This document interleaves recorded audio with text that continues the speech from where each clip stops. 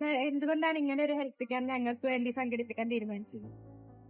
നമ്മൾ 2005 batch out ആണ്. 10 വർഷം ഞാൻ ഇവിടെ പഠിച്ചത്. നമ്മളിവിടെ എല്ലാവരും ഇരിക്കുന്നവരും നമ്മൾ ഇവിടുത്തെ അൻസാറിൽ 10-12 വർഷം പഠിച്ചവരാണ്. അപ്പൊ നമ്മള് ബാച്ച് പാസ്സായിട്ട് 20 years ആയി.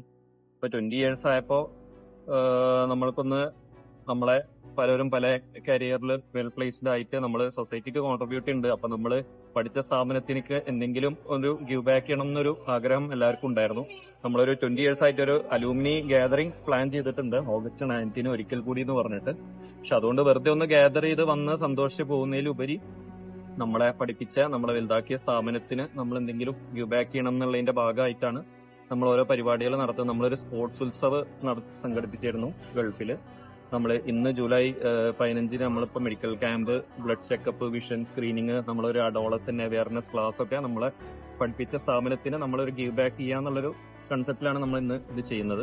അതേകൂടെ തന്നെ നമ്മൾ അൻസാർ സ്പെഷ്യൽ സ്കൂളിൽ നമ്മളൊരു ചെറിയ പരിപാടി നെക്സ്റ്റ് വീക്കിൽ സംഘടിപ്പിക്കുന്നുണ്ട്.